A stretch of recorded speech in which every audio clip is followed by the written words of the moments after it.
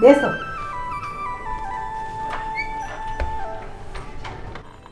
ભાભી કેમ મને બોલાવો? કાંઈ કામ હતું?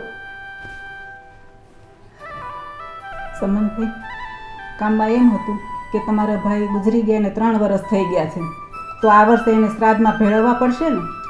હા ભાભી, શાસ્ત્રો અનુસાર મોટા ભાઈને આ વર્ષે શ્રાદ્ધમાં ભેળવવા જ પડશે. તો પછી હવે બહુ વાર નથી અને 12 દિવસ પછી તમારા ભાઈની તિથિ આવે જ છે, તો આપણે બ્રાહ્મણને કહી રાખવું પડશે ને? બ્રાહ્મણનું તો થઈ જશે, પણ બાપનું શ્રાદ્ધ કરવું છે તો દીકરાની તો જરૂર પડશે ને. સુમન છેક અમેરિકા રહેશે, તમે એને કેવડાવ્યું? હા, મેં પરમ દિવસે ફોન કર્યો હતો અને સુમને કીધું છે કે 2 દિવસમાં આવી જશે. લગભગ તો આજે આવો જ જોઈએ. સારું, તો એને આવવા દો, પછી આપણે આગળનો કાર્યક્રમ ગોઠવીએ. સારું, તો હું અત્યારે જાઉં, સુમન આવે ત્યારે આવીશ. ભલે, પણ ચા નાસ્તો કરીને તો જાઓ. અરે ના ભાભી, અત્યારે હું જમીને જ આવ્યો છું એટલે.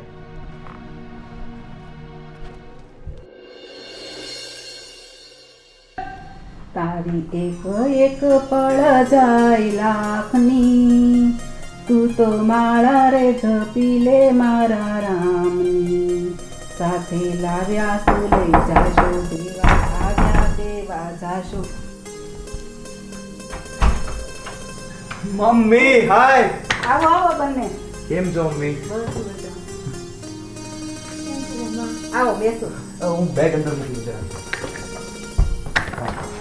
અરે મમ્મી બંધ કરી દઉં છું.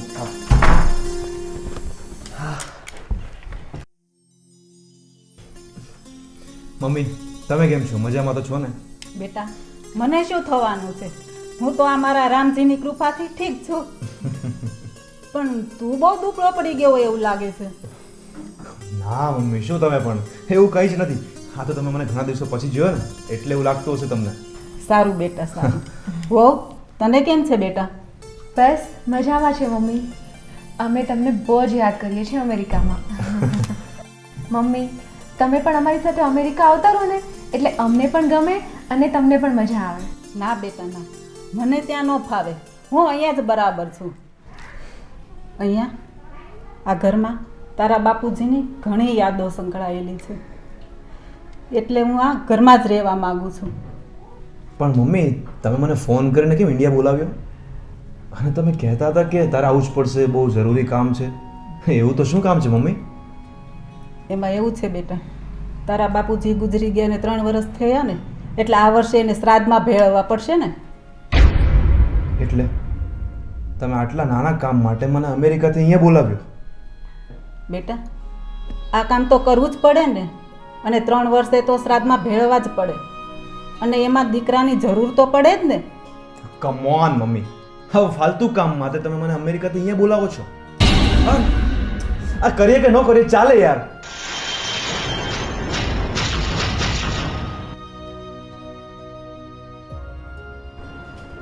અરે અરે આવી ગયા સુમન બેટા? હા, અરે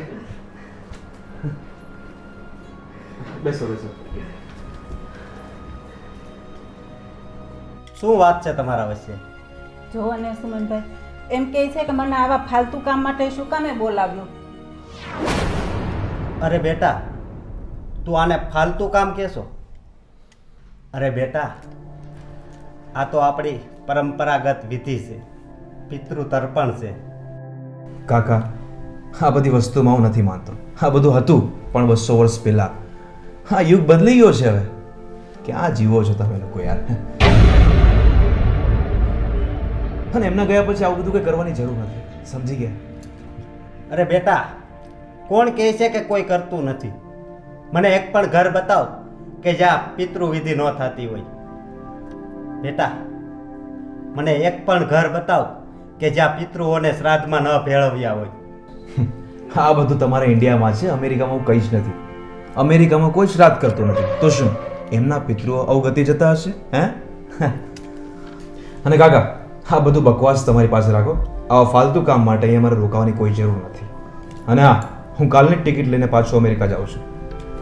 સામાન મારા રૂમમાં પહોંચાડી દેજો અને સાફ સફાઈ કરાવો.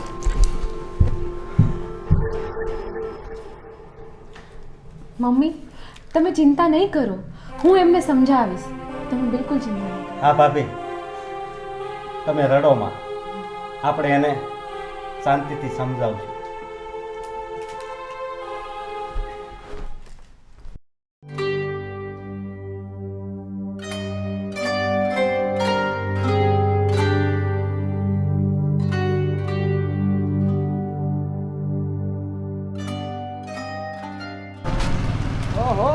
અરે કેમ છે ભાઈ?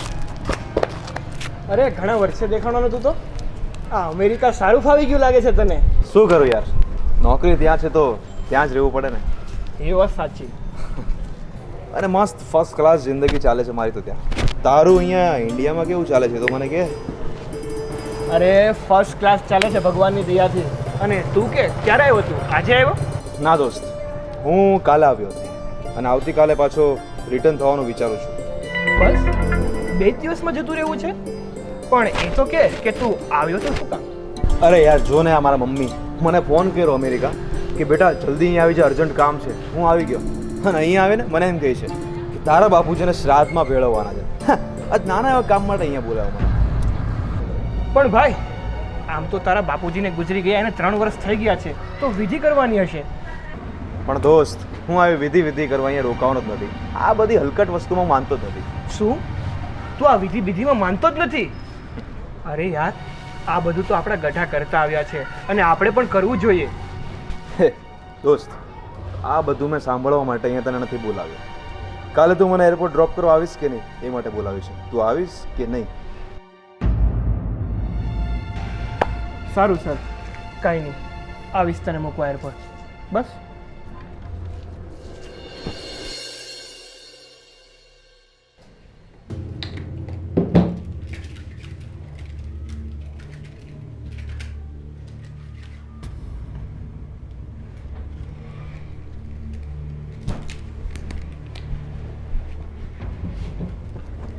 આપણી કાલની ફ્લાઇટ છે અમેરિકા જવા માટે. કાલ નીકળી જવું છે. ઓફકોર્સ યાર, કાલે જ નીકળી જવાનું છે. હવે નાના એવા કામ માટે થોડો એટલો બધો ટાઈમ બગાડે અહીંયા. સુમન, આપણે નાના હતા ને ત્યારે આપણે ઇન્ડિયામાં જ રહેતા હતા, તો ત્યાં પણ આપણે આ બધું જોતા જ હતા ને. અને બધા આવું બધું કરે છે તો એ કંઈ ખોટું થોડી હશે. એટલે તું આ બધી વાતોમાં માને છે ને? ચાલ કઈ નહીં, મને એક વાતનો જવાબ આપ. બ્રાહ્મણો અહીંયા ભારતમાં બેઠા બેઠા પિતૃને તર્પણ કરે, એને પાણી પાય તો શું પિતૃ તૃપ્ત થઈ જાય? હે? એ બધું શું થાય છે શું નહીં એ બધું મને નથી ખબર, પરંતુ આ આપણા દેશની પરંપરાગત વિધિ છે, તો આપણે આપણી પરંપરા નિભાવવી જોઈએ. તને જો તારી આપણી તમારી દેશી સંસ્કૃતિ બહુ વાલી હોય ને તો તું અહીંયા જ રોકાઈ જા ભારતમાં. હું એકલો જઈશ કાલે અમેરિકા. તમે ખાલી ખાલી ચિલાઈ જાઓ છો. હું તો ફક્ત વાત કરું છું. અરે નથી સાંભળે તારી મારે ફાલતુ વાત. બંધ કર બધું. મને અમેરિકાથી અહીંયા બોલાવ્યો, ટિકિટનો ખોટો ખર્ચો કરાવીને, મારી જોબમાં રજા પડાવી, મારો પગાર પણ એમાંથી કપાશે. ખબર ને તને? મમ્મી પણ સૌ મૂર્ખ છે. મૂર્ખ મમ્મી ને, મૂર્ખ તમે છો. પોતાના પપ્પા માટે તમે આટલું પણ નથી કરી શકતા. મારા પપ્પા જીવતા હતા ને ત્યાં સુધી એમના માટે મેં ઘણું કર્યું છે, સેવા બહુ જ કરી છે. હવે આ દુનિયામાં નથી તો એમની પાછળ આપણે પણ મરી ન જવાય. હો, તમે નહીં જ માનો, તમે નહીં સુધરો. સુધરી તો તું નથી. આટલા વર્ષથી તને અમેરિકા લઈ ગયો છું, ત્યાંનું કલ્ચર કેટલું એડવાન્સ છે તને ખબર છે? તો પણ તું હજી ભારતના જ વિચારોમાં પડી છે. કરો તમારે જેમ કરવું હોય ને.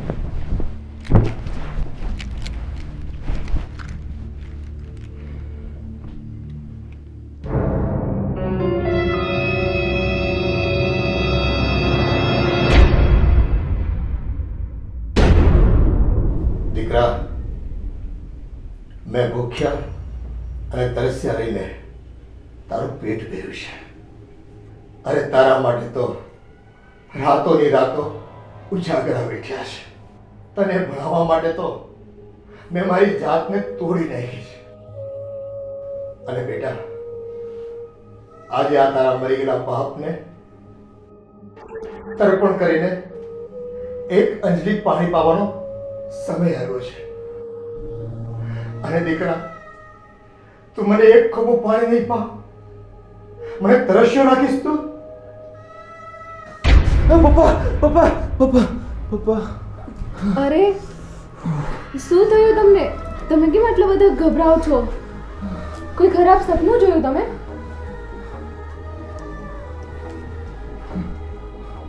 પપ્પા પપ્પા મારા સપનામાં આવ્યા હતા અને એ કહેતા હતા કે શું તું મારું શ્રાદ્ધ કરીને એક અંજલિ પાણી પણ નહીં પાય.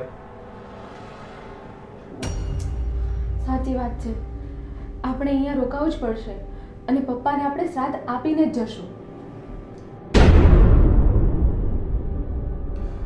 હા હા, તારી વાત સાચી છે. હવે ગમે તે થાય, આપણે પપ્પાને શ્રાદ્ધ આપીને જ જાશું.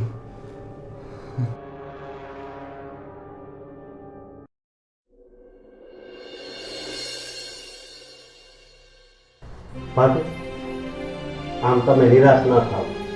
આ સુમન છે ને હજી નાનો છે અને મને વિશ્વાસ છે કે એ સમજી જશે. હા, એ ઘણા સમયથી અમેરિકા છે ને, એટલે કદાચ એની બુદ્ધિમાં આવા વિચાર આવી ગયા છે, પણ મને વિશ્વાસ છે કે એ સમજી જશે. અમેરિકા નહીં જાય. પણ એની ના બાબતે એટલી લાગણી નહીં હોય. અને તે પાટા બાંધી અને એને કેવી રીતે ભણાવી ગણાવી અને વિદેશ મોકલો, એને જરાય અમારી નહીં ચિંતા હોય એને. અરે ભાભી, ચિંતા તો હોય જ ને, તો હજી અમેરિકાથી આવ્યો હોય. પણ હા, ત્યાં અમેરિકાના લોકો સાથે રહી રહીને કદાચ એના વિચારોમાં ફેર પડી ગયો છે. પણ એટલો બધો ફેર પડી ગયો કે એની ભારતીય સંસ્કૃતિને ભૂલી ગયો. હા, થાય એવું. આ કહેવત છે ને કે જેવો છંદ એવો રંગ. એટલે આ અમેરિકાવાળા હારે રહી રહી અને આવા વિચારવાળો થઈ ગયો. પણ તમે ચિંતા નહીં કરતા, એ સુધરી જશે, એ મને વિશ્વાસ છે. ભગવાન એને સદબુદ્ધિ આપે એવી જ ઈચ્છા છે મારી. સારું ભાભી, તમે ચા નાસ્તો કરી લો. અને આમ પણ તમારી તબિયત મને બરાબર નથી લાગતી. ખોટી ઉપાધિ નહીં કરતા. પણ આજે એને જવાનું કહ્યું છે અને જતો રહે તો? અરે નહીં ભાભી, નહીં જાય. એ તો એ ગુસ્સામાં બોલ્યો હતો. સુમનના પપ્પા, તમારો દીકરો તમારું શ્રાદ્ધ કરવાની ના પાડે છે. એ અમેરિકા પાછો જાય છે. એ શ્રાદ્ધ કરવાની ના પાડે છે તો હું શ્રાદ્ધ નહીં કરી શકું. મને માફ કરજો, મને માફ કરજો.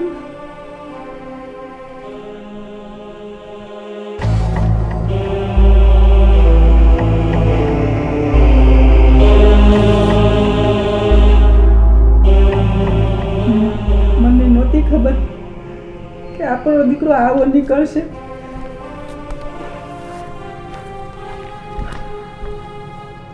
રડશો નહીં મમ્મી, રડશો નહીં. હું પપ્પાનું શ્રાદ્ધ કરીને જ જઈશ. શું તું શ્રાદ્ધ કરીને જઈશ? હા મમ્મી, હું પિતૃ તર્પણ કરીશ અને શ્રાદ્ધ પણ ભેળવીશ. મમ્મી, તમે બધી તૈયારી કરો. હું ચમન કાકાને લઈને બ્રાહ્મણ પાસે જઈ આવું છું. હારું, તું સુમન કાકા પાસે જા અને તમે બંને બ્રાહ્મણ પાસે જઈ આવો. હા.